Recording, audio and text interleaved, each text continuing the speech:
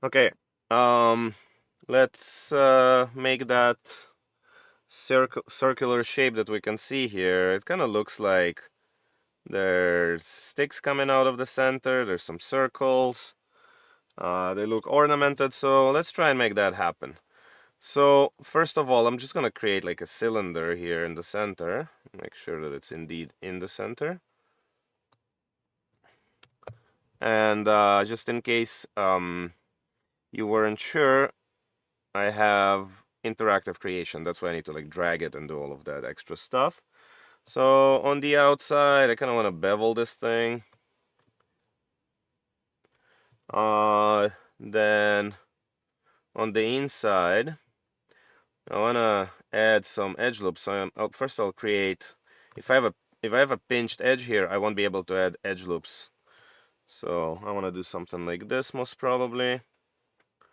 Then I want to do something like this. I might want to move these a little bit out. And then extrude them inwards.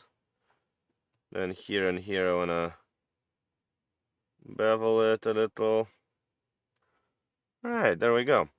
Now on the interior, maybe we could put some sort of an ornament. So I'll, you know what I'm gonna do? I'm gonna extract one of those edge loops into a curve. So there's my curve. I'm gonna lift it up a little bit. This way I can subdivide. So we get something like this. Now on this curve, I can go in and use something like a mesh. I'll create a cube. We could put almost anything in here. But I'll create a cube, I'll smooth it. That should do it. And I'll create a mesh network out of that. Now within my mesh network, I'm going to introduce a curve node. In that curve node, I'm going to drag and drop my curve. I'm going to reduce, I think, what do I need? I need an entire step here. And in the distribute, I want to remove the distance. So that puts them here. And we can go to the appropriate amount of ornaments that we want. We can also control our hidden cube to kind of decide on the scale of our ornaments. And we can hide the curve just so we see what we're doing. And of course I can do the same thing with just like another mesh if I wanted to. So what I can do is I can duplicate this, kill history, then rotate this guy a little bit to the side. Oh, actually I might have to rotate the circle a little bit to the side. And then I can get in here and edit this guy. So I can maybe do something like this. And then maybe scale it down. And we get something like that. So we get like a nice ornament. Now I also want that the center area to have some sort of a pattern on it. So I'm just gonna extrude upwards, extrude inwards, and merge to center. And then here I'm going to introduce just like something like this. I can subdivide it. That looks alright. Maybe all I'll do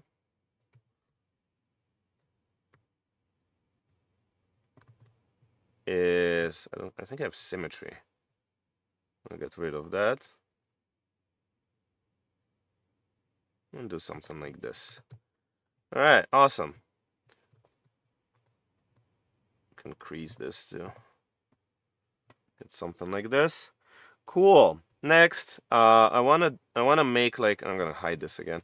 I wanna make a radial symmetry. So I'm gonna create maybe a cube. That's gonna be the dial that we can see. I'm gonna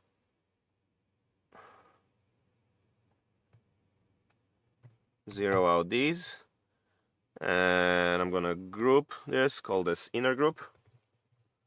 And this is specifically a setup for instancing, and this is going to be our instance 1, for example.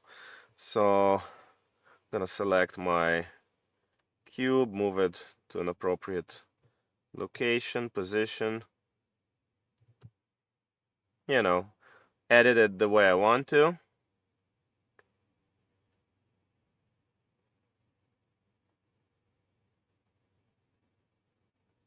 Maybe something like this.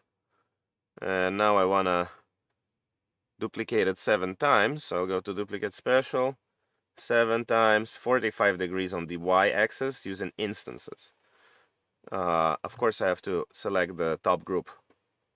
So we got something like this. Now I want to move this. Maybe scale it in some cool way. You know, whatever you want to do. So we have something like this. We can introduce like a center cut to it. Like that. Lift it up. Keep this end sharp, maybe, I don't know. You know, whatever you want to do.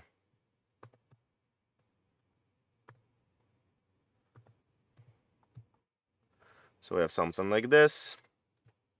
Now I can duplicate it. I can maybe use like world. No, I want to do object. But I'm going to freeze and reset transform. I'm going to rotate it with J. I don't know how much I'm supposed to rotate it. What do we get in here? With our step. 15 degrees. What, like this? It's the same thing. Do 10 degrees. What is it? I'll just do it without relative. Let's do it like this. And scale it down.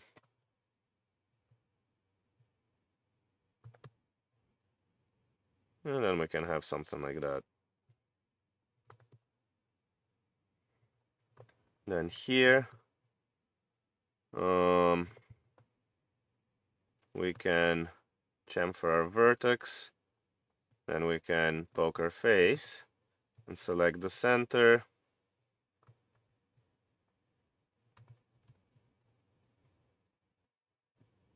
Make something a little bit more interesting. I don't want it to poke too much though. Push it in. We get something like this. These guys we can select the edges off. Let's see if I can do that. Can select the edges and then crease. And we subdivide. Looks better. That looks alright. And these guys can do the same thing. There we go. If it's a bit too much, we can lower it. Something like this.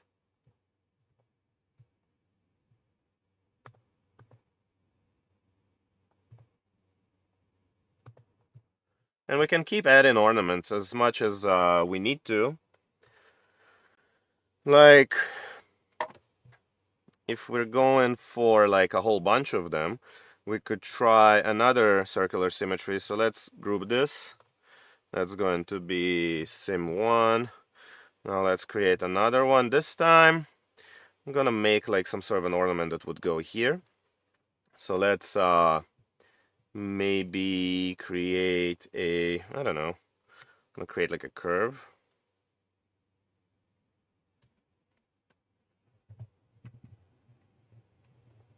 So let me grab my pen.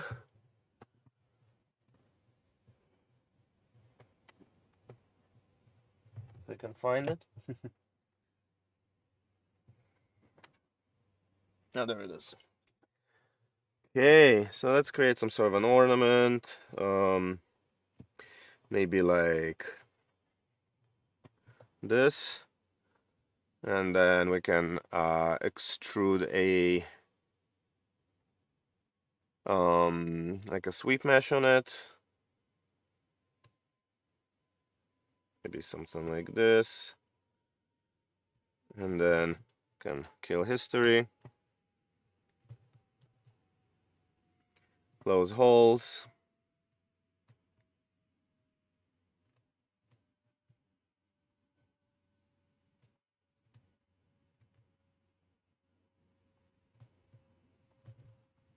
And mirror it to the opposite side. So again, it's just an ornament. Let's see. Let's place it.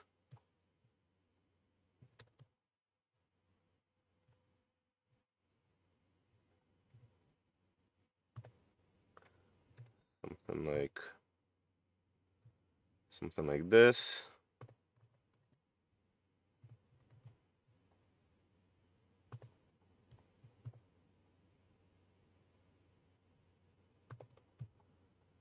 Cool. Something like that. Cool. Now I'm going to mirror it, so I'll freeze and reset transforms. And I'll do duplicate -1 kind of thing. See if this works. Yes, it does. So if I combine these guys together and I can shrink them a little bit maybe. I could just do it like this. There we go. That looks a bit better.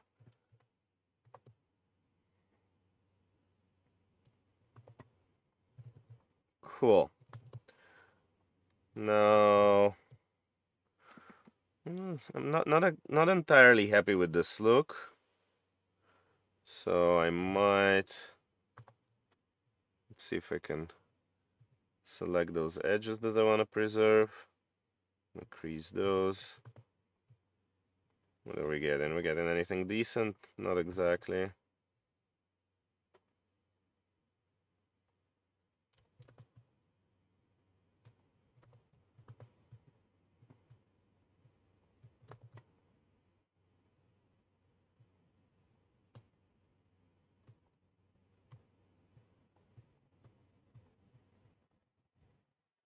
Something like this.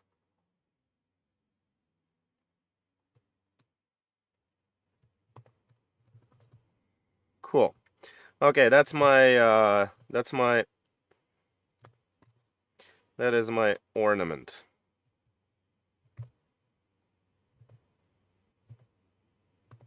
Now I'm gonna group it. That's gonna be inner group, and group it yet again, and that's gonna be my outer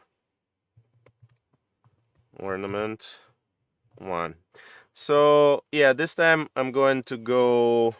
How many do I want to fit in here? So I want 1, 2, 3, 4, 5.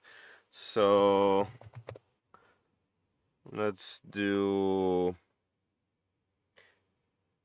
8 multiply by 5 is 40. So 360 divided by 40 is 9.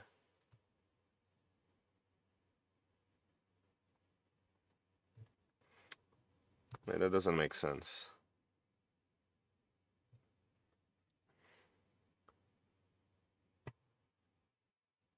Oh yeah, it does actually. So it's gonna be 9 degrees, and we're going to have 39 instances. Let's see what happens. There we go. We got 39 instances.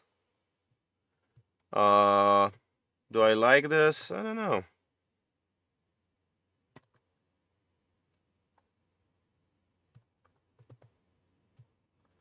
I wish I would be able to select what I want.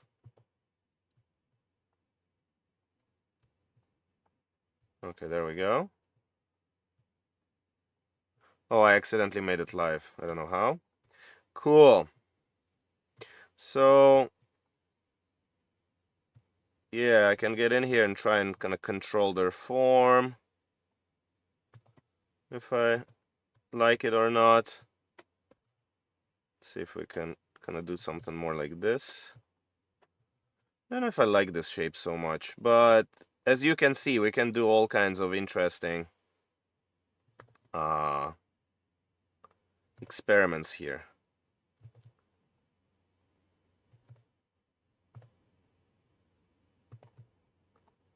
We got something like this. Can select this and this, scale it. Cool. And increase this. Increase this. Not a fan of the reverse faces, but again, I don't want to go too deeply into that stuff.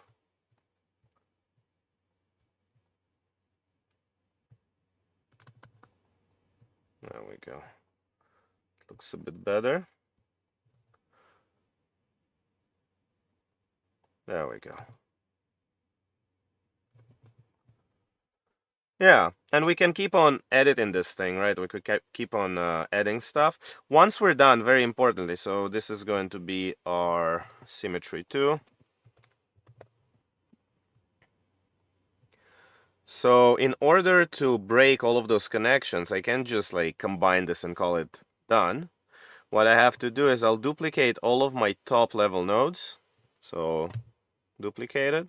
Now within these symmetry, these groups need to be converted. So I'll go here, modify, convert instance to object. And then I'll do the same thing here. And I have it right here. And now I can combine all of this. So I go in here, combine, kill history, and we can erase these folders. This we can put into history and then hide it. Now we have this mesh. We can send it into ZBrush. We can replace all of the other simple ones with this or just bake it.